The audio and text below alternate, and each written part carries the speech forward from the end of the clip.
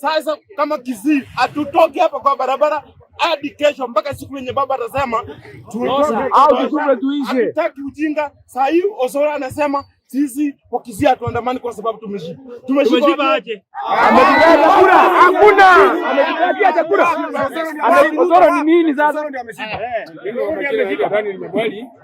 Kusema kweli maandamano ya Kisii siku ya kwanza tukisema leo hakuna mtu asiseme ati kuna mtu amesapota hii maandamano ya Kisii. Ni watu wa Kisii wao wenyewe wamechoka, wamejitolea wao wenyewe kwa sababu wamechoka na government ya UDA.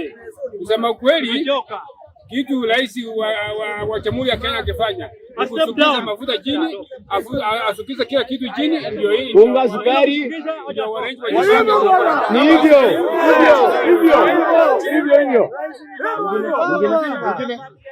Mwingine wewe kitu tunasema ni bana, Ruto ulitudanganya bottom up.